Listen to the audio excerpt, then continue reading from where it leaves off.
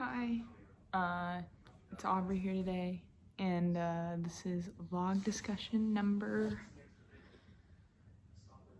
6. So let's get right into it. We read chapter 3 of Reading Pop Culture this week, and though I'll touch on 3 short pieces in the chapter, the whole chapter related back to technology, different forms of it, obviously, and how its development, rapid, I might say, has changed the way we experience media, whether that be music, video, movies, etc. This chapter goes over an amazing trend that we have been able to watch, especially the last 2 decades, where technology has developed at an exponential rate and has completely transformed our lives. Now, that sort of technology, I mean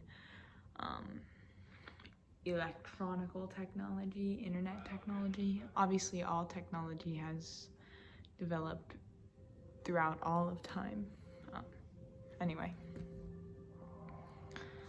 to start, we read Wall of Sound. The iPod has changed the way we listen to music, which off the bat may sound a little bit dated, the iPod.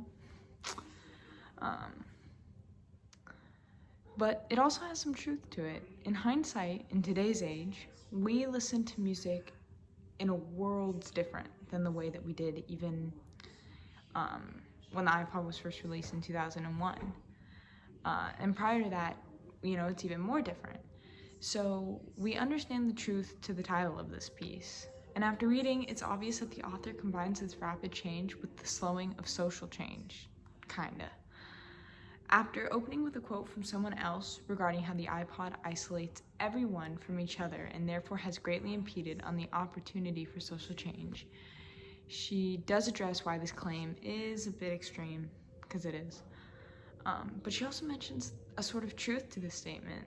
The author goes into the history of music and how it is related to social change.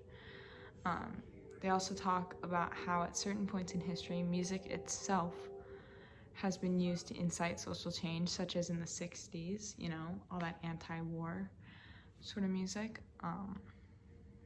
But music around us more than ever has been, music is around us more than ever, being how it's literally on our phone or an iPod or your iPad. When you go home, there's speakers and TVs to stream music videos and so on and so forth. And the biggest difference is a lot more of the music today is meant to be listened to and enjoyed as opposed to incite change in an audience. Some songs do cover serious topics and attempt to get listeners to think about what they're hearing, but ultimately music today is a lot more about listening and a lot less about change.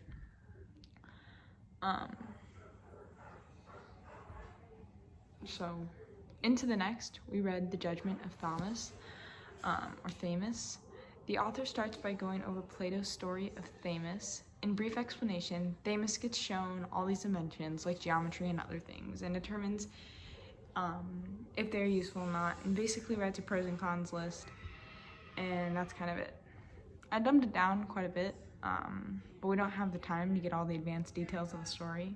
In this short reading, however, the author begins their analysis here, stating that the importance of understanding what Thamus does here.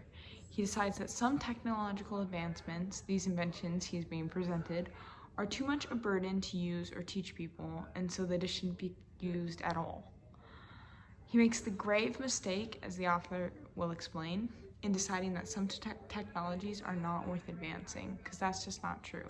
In reality, all technologies are worth advancing.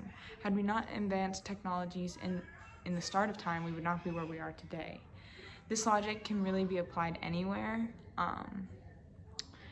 As humans, we have done well at not being complacent with technology, as we have always continued to innovate. For instance, fuel. We have fuel that powers things, but we understand that some sorts of fuels are not sustainable, and had we been complacent with one fuel source and not immediately started innovating on new forms of power, we would have come too reliant on one source and then ran out of the ability to get fuel from that source and had major issues. And that's why innovation and advancing technology is so important.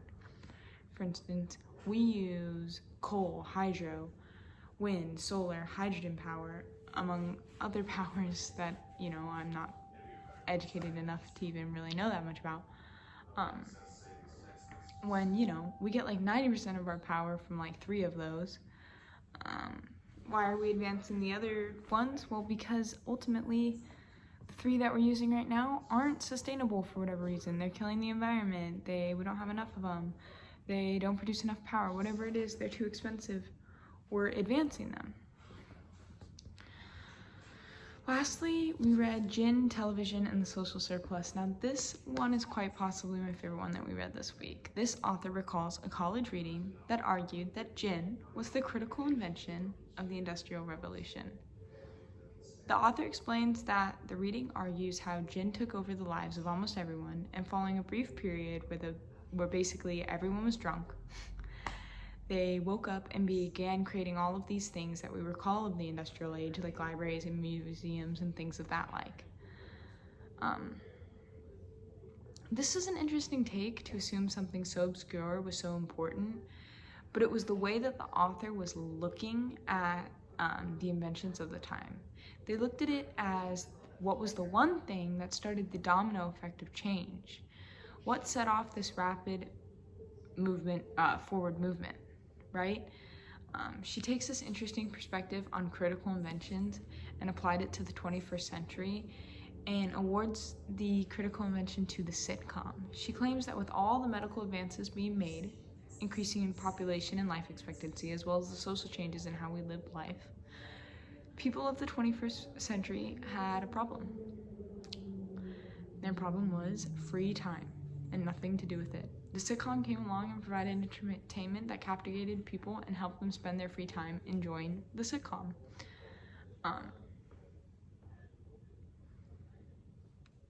It's important to mention how much TV changed the world, by the way. TV influenced, entertained, and simply captivated millions of people since its invention. The author then talks more about TV and how massive it has become and how recently it has began to change, but ultimately we as humans consume media by the load. Whether it's social media, 1-minute videos on TikTok, or TV in its most natural form, we as humans consume so much media. We burn through it so quickly that we are constantly producing more that the place of what we've already experienced, we're like, basically, we consume so much media that we have to constantly be producing new media, whether it's TV, people, YouTube, whatever, is constantly creating new media to make up for all the media that we're consuming. So that was kind of the gist of the last one. All of that being said, that was this week's vlog discussion. Thanks so much for watching. I'll see you next week, I think, for vlog discussion number 7. So yeah.